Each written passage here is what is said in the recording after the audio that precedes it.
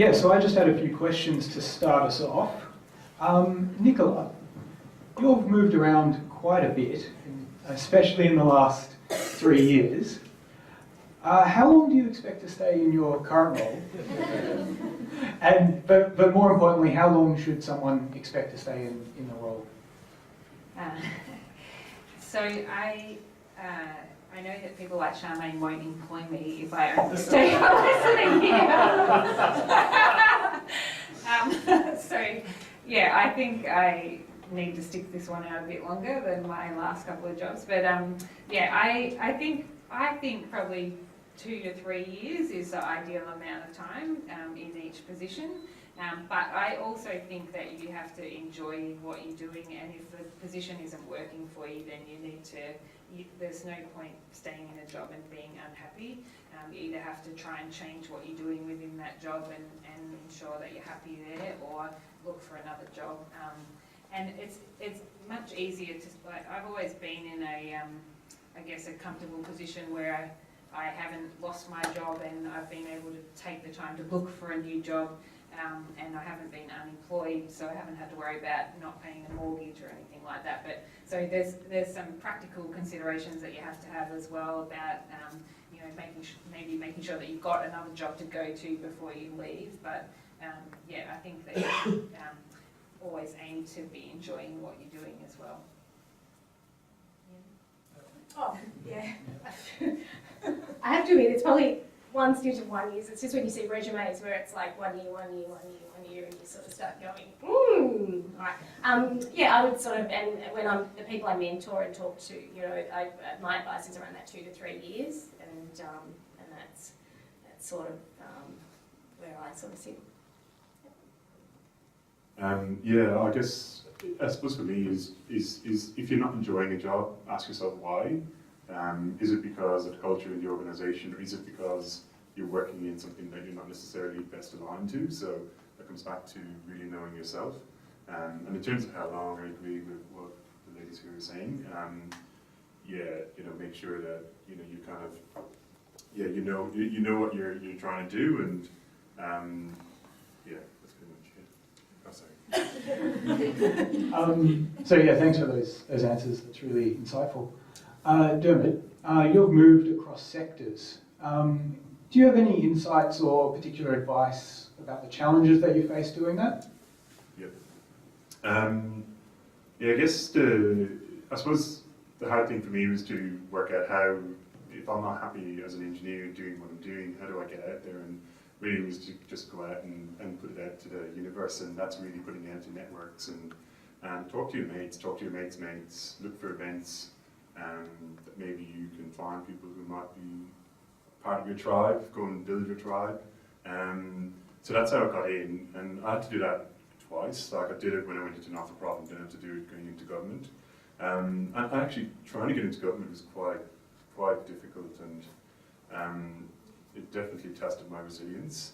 A lot of applications went out, but I guess I joined a role. I was actually looking to get into the government department, and I liked the Department of Environment and Planning, but state trustees came up, and it wasn't necessarily what I was looking for, but it was actually that kind of opportunity to, you know, that actually went well on my CV, and I think that really opened up opportunity for me.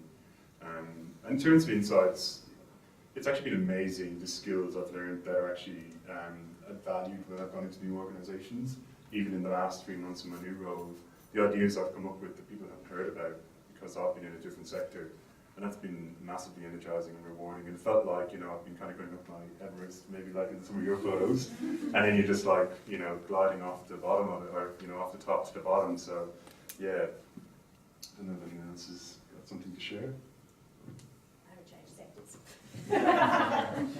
Well, yeah, I guess when I moved from defence into local government, that was a big change for me, mostly because I really had no idea what local government did. But local government really has a wide range of, you know, we used to say the 101 things that we do. So I worked on, you know, water sensitive urban design, and I worked in transport projects and a whole range of things. So transferring between those different industries wasn't very difficult for me from a, I guess from a technical or work perspective, but more it is more about I've found the culture of the organisation, or the what it's like to work for that particular organisation. That's something that you have to adjust to, and I think if you can get involved in different groups like social clubs and different committees that you might have in the organisation, that helps you to fit in much more quickly, because you're not just getting to work with people in your team, but you're getting more experience across the business as well. So I think that helps. So I just had a question about sort of those experiences, in particular for Charmain. You've risen to senior management now at Melbourne Water, and you mentioned quite a few of the really exciting experiences that you've had over your career. But are there any, particularly in your early career, that you see as quite influential in getting you to the position you are today? Yeah, and I suppose I touched on some of those in the early part of my career, but it's still the advice that I give the sort of graduates sort of coming through. I get them to do a bit of a career map of sort of saying, what experiences have you already had and what experiences are you missing? So for me, it was very important. I started in flood modelling. I was passionate about sewage. I spent a lot of time in sewage, but then I hadn't spent any time in water supply. So I was very conscious that, if I wanted to be a rounded leader, I wanted to be able to lead any group, I needed to look for a role in water supply. So I think for me it was about building foundations, steps, but also thinking about the breadth of the career and the areas that I wanted to work in. And as I was saying, you have to own your career, don't just let a manager or somebody else really think about what makes you tick, what are you passionate about, and then strive to do that. Did either of you? Yeah, I guess, yeah. I guess for me, I lost my train of thought with that squeeze. Twice. Yeah, sorry, the question again was around... experiences early in your yeah, sorry. So for me, I've mentioned earlier about that life coaching. That was absolutely foundational for me, because and life changing, because it really got me. I feel like I was so influenced externally and I didn't listen internally, and it was about me. That sounds a bit fluffy and soft, but it's so true.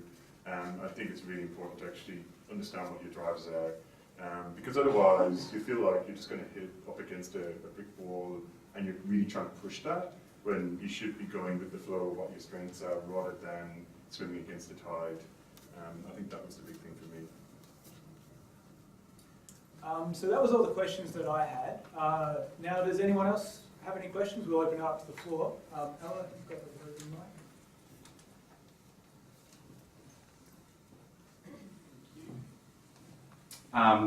First of all, I really enjoyed listening to the three of you speak.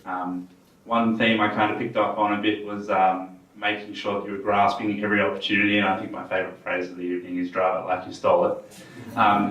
I just found it very interesting because we had a great day at our company recently where the directors got up and spoke about their careers, and one of them identified that reaching for these opportunities too soon was one of his mistakes, and he found himself drowning because he wasn't ready for it. So I wonder if you talk about finding balance between reaching for these opportunities, but also what tips do you have to know that you're ready to grasp them? That's a really tough one, because if I was sitting here thinking I was ready for any of my jobs, I wouldn't have gone for any of them.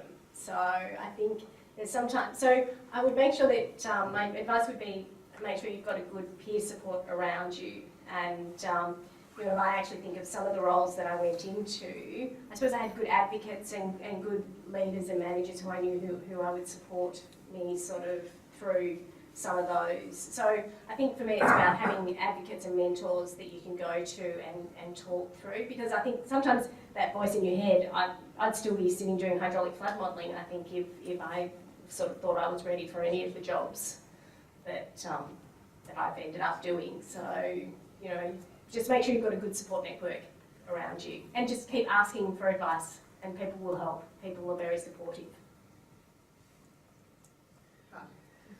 Yeah, I guess I'd recommend the same thing. It's good if you can have a bit like a sponsor or someone in the organisation. If someone recommends that opportunity to you, you can always say, yes, but if I need support, will you be there to help me as well? And yeah, I think most people would be willing to do that.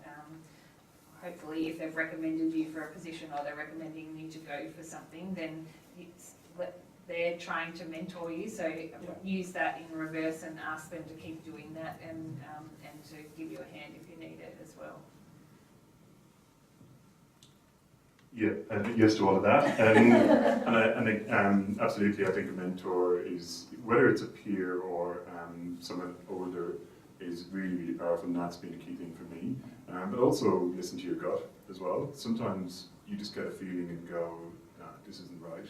I do think it's important, and that's something I've started to try and do a bit better.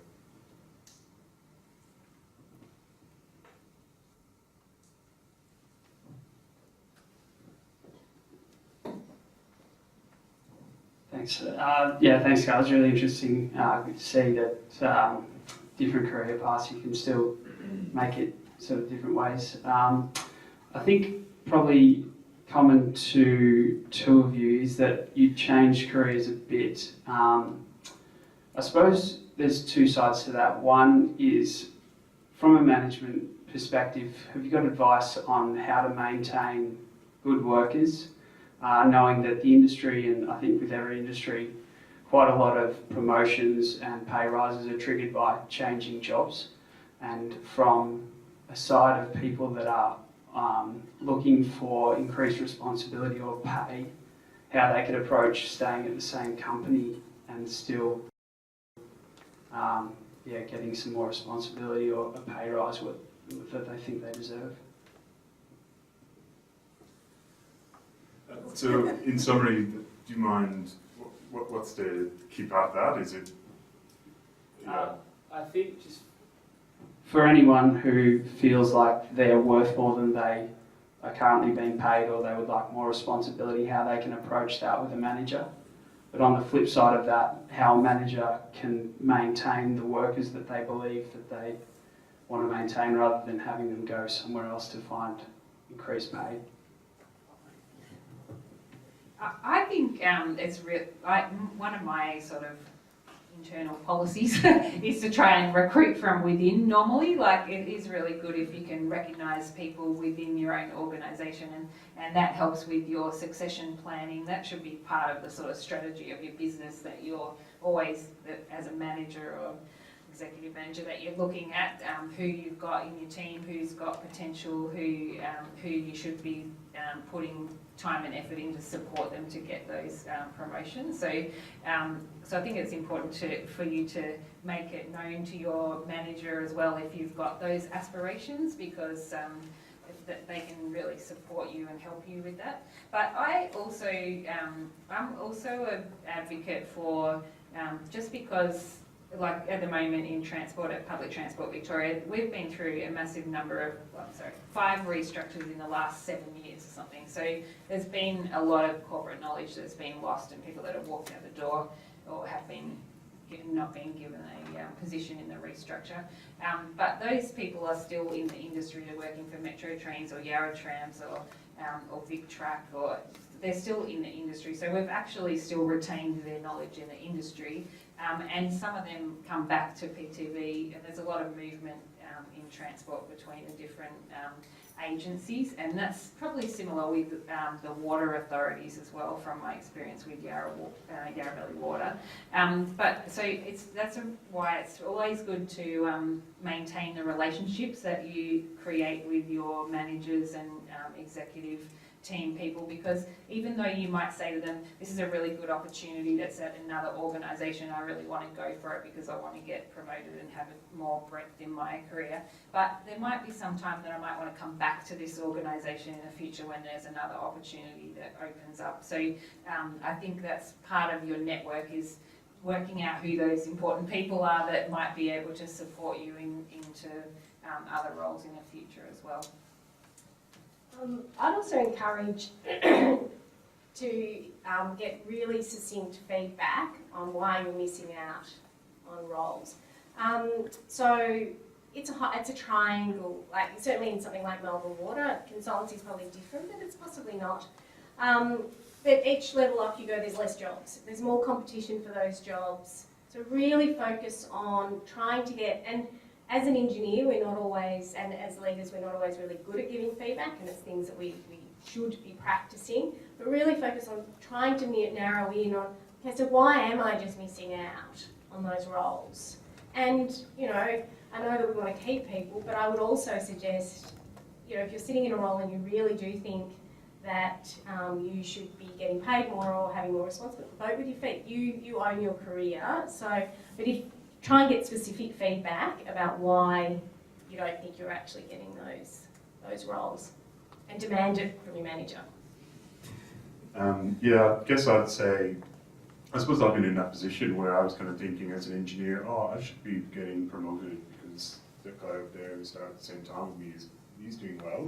But again, I had to look at myself, and it took a number of years for me to realise that I wasn't really cut out for this job. I could have done it and done it okay, but I wasn't going to go at the same rate because it wasn't what I wanted to do. It took me a long time to realise that. And sometimes there's things you can control, there's things you can't. But as a manager and an employee, I think it's so important to have trust. For that to work well, there needs to be trust, and for there to be trust and for that to be built up, we need to have open conversations with each other, and I completely agree. Seek feedback and get very clear feedback. And provide it the other way too. I think it's so important for managers to hear that. That's a really important environment to create.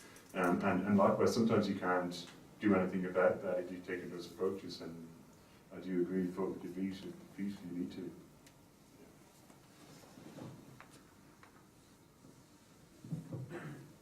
Thanks for the insight, guys. Really good to be a part of something like this.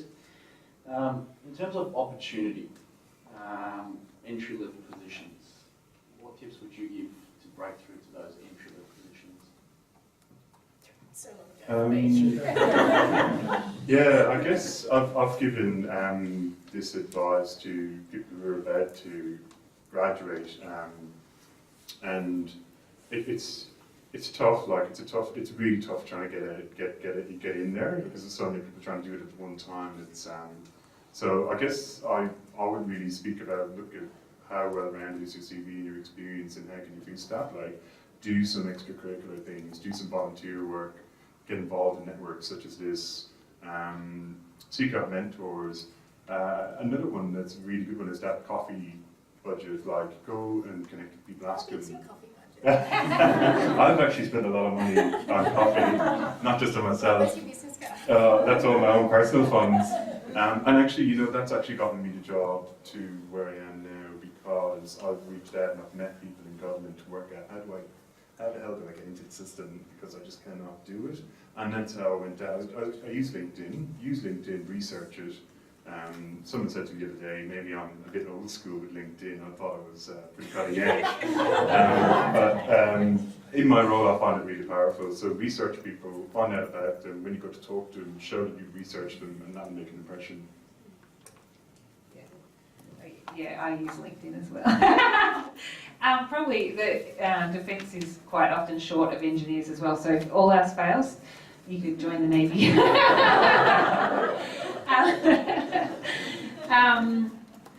forgot what I was going to say now. I didn't have that problem because I was already in the Navy when I graduated, so I didn't have to worry about that. But I would say I've recruited graduate engineers, and I think it's really important to make a connection about the organisation that you want to work for as well. So don't just say about how good at engineering you are and what your work ethic's like. Really show you something that you want to be invested in that organisation or that company, and that's part of the research as well. Do research about the company, the type of projects they've been delivering, or the things that are important to the community, and include that in your answers at the interview or in your application letter as well. I don't think I've got that much to add, but also think about while you're studying, how you get in from a vacation job, at the end of second year. Like, we've actually, quite a few people have done after second year, done some vacation work with us over the summer break, and then ended up in the graduate sort of pool. So even think about it a bit earlier.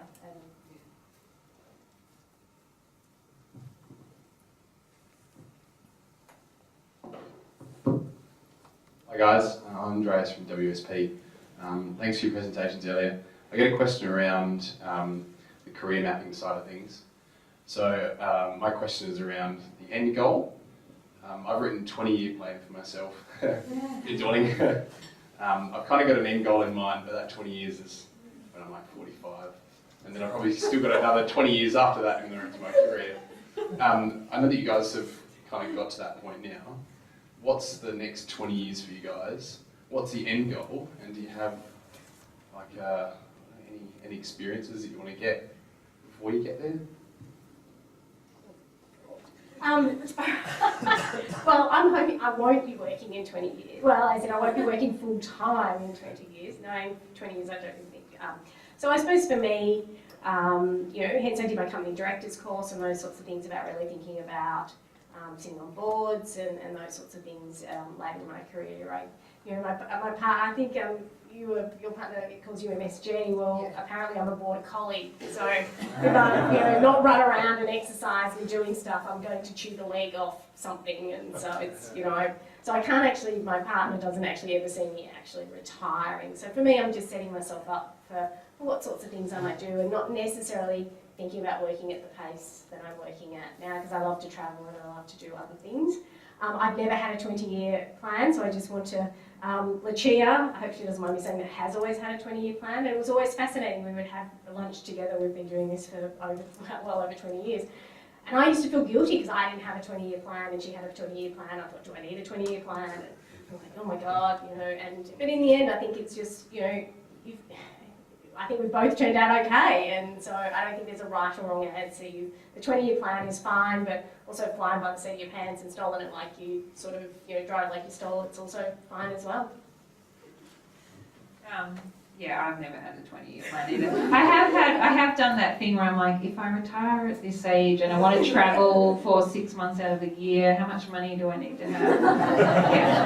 Sounds like a maths question. Yeah, and it all gets too hard, and then I give up and just concentrate on the next thing, I guess. But yeah, I've done an Australian Institute of Company Directors course as well, and I'm on that Peninsula Transport Assist Board, but I think that's part of my transition to retirement in the future. That'd be nice to be involved in a few different board positions and still have some involvement in thinking strategically and in innovation and that sort of thing. So, but what happens in between now and then? Yeah, there's still a lot of years to go though. Yeah. Yeah, I didn't have a 20-year plan either. But I guess it's important to have goals, you know, whether they're short, medium, or longer term. But you don't necessarily always have to reach them. You can change your path along the way and change your goals, and that's really important just to check in and go, how are you tracking?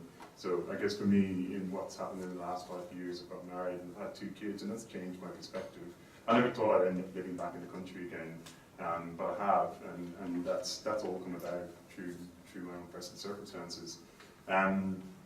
Yeah, I guess I think about in the future having a bit more time for my family is really important, and balancing that, but also I suppose getting involved in community, giving back to community, giving back to younger people, the younger generation.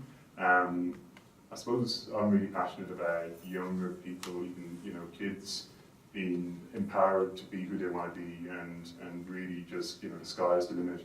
And you know, I just think that's a really important message to give, and we need to work together. Like, if we think about the big issues that we have today, they're only going to get more complicated and complex, and we all need to work together to do that. So I see professionally having some sort of a role in that, but also I suppose trying to encourage people to get involved on their own kind of time. You don't have to have a career to do that. And I think we have time for one last question. Maybe up to you. One in the front here.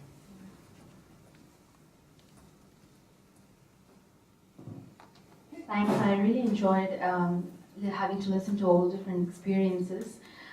My question was more, I think you sort of answered in all different questions already, you know, asked. But I still want to ask this because I guess I'm not sure, a lot of us, I think, but at least me, we all look for like opportunities and we want to grab them, but sometimes when we don't get a chance, even though you have that skills and knowledge, but you sort of left out or you're not given that role because you don't have the experience and you really need a senior person in a role. So my question is, what advice would you give, in that scenario where you have the passion, you have the knowledge, you have the skills, but you just don't have the experience and you don't get that role that you have applied for? How do you go ahead? I know we talked about moving or grabbing some other opportunities in different organization or altogether different sector. But what if you really want to be in the company and you, how to go about with it?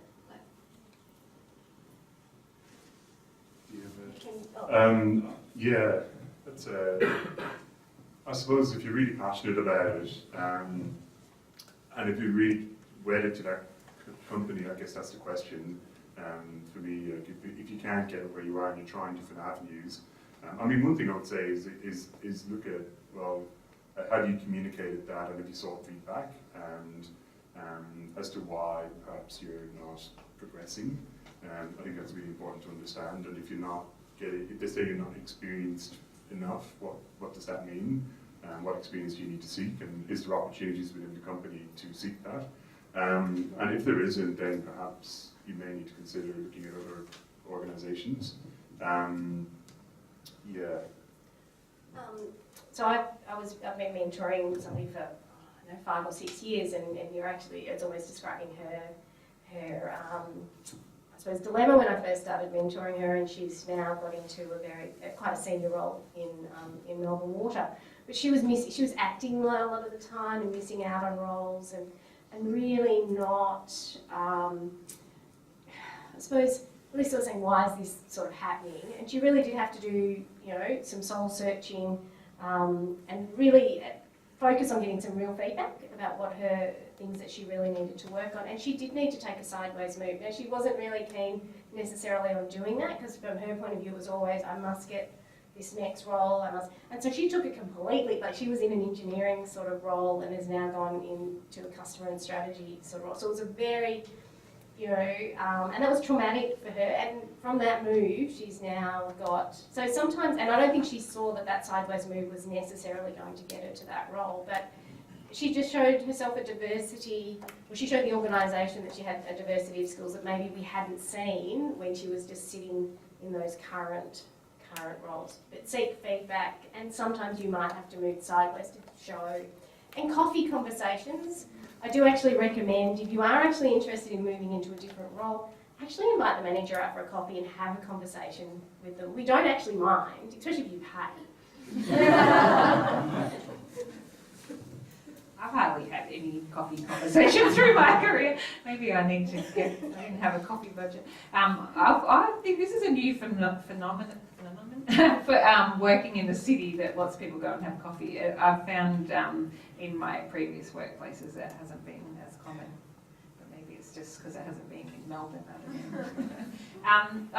I think if you can get opportunities to act in positions, even if it's just while someone's on leave for a couple of weeks, if you say, it'd be great if I could have the opportunity to help out with that position while the person's on leave, or that will help you get some experience maybe.